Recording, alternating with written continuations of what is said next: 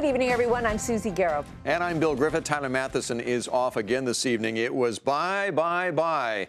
That was the order of the day on Wall Street, sending stocks into rally mode and leading the Dow and the S&P to the biggest one-day gains so far this new year. And today's gains came on encouraging news about jobs. First-time jobless benefits claims fell by 20,000 last week, a sign of steady improvement in the labor market. And it arrived just one day ahead, of course, of Friday's all-important January jobs report. Many economists are looking for as many as 189,000 new non-farm payroll jobs to be added in January, along with some upward revisions to December's dreadful gains of just 74,000. Here's how the major averages, each gaining more than 1%, ended the session. The Dow up by 188 points. First time we've had a 1% gain of the Dow this year. Got a big boost from Disney shares, which shot up by more than 5% after strong earnings late Wednesday. The Nasdaq was up by 45. The S&P added 21. Our market guest describes himself as a long-term bull, but he says stocks are in for a, quote, volatile and flat year. Jim Paulson joins us now. He's chief investment strategist at Wells Capital Management. So, Jim, what do you make of this rebound? Is this for real, or it's just a pause before the other shoe drops? Well, I think, Susie, that the issue all year long really hasn't been about Fed tapering. It hasn't been about the emerging world slowdown. Those are well-known things that we knew about last year. I think it's been about, has the U.S. growth rate and the economy in this country slowed? We've had a data that has been weather distorted on the weak side, giving us pause.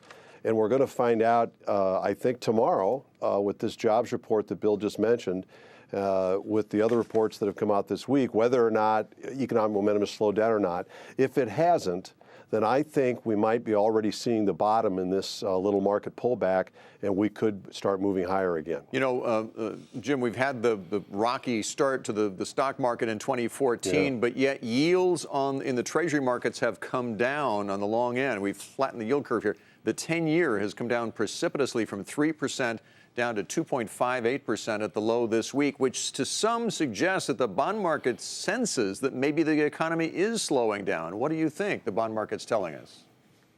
I think that's what the bond market is saying, Bill, and that's what the stock market was saying. Stocks sell off, bond yields come down. There was concern about the pace of economic momentum. And then, as you see in the last couple days, today particularly, that thesis is changing a bit. So bond yields go back up to 270 on the 10-year.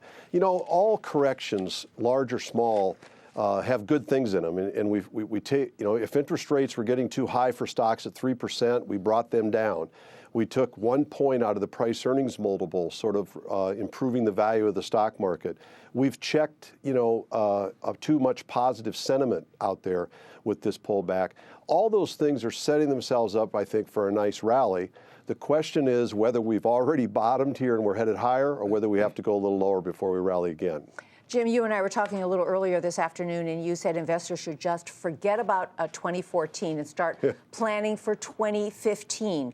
What do you mean by that? Because I think you need nerves of steel to do something like that. Yeah, I just think, Susie, this is going to be a very frustratingly volatile, but ends up about where it started type of year in the stock market. And for those that think they can time every little pullback and rally perfectly, there might be a lot of money to be made. But I think most of us, me included, are going to have trouble with that. But I think the worst thing investors could do is get too wrapped up in these short-term movements. Are we going to go down to a full 10% correction here or not?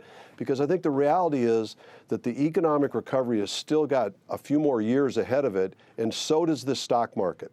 And so I think even if we have a flat year this year, I think it goes higher again starting next year, or maybe even before then. And I don't want to miss that longer-term move in the market because I was worried about another 5% decline in the short term. Amen. Okay, everybody tries to time the market, but you just can't do that. It's hard. All right, Jim. Thanks, Jim. A lot. Jim Paulson, Thanks. Chief Investment Strategist at Wells Capital Management.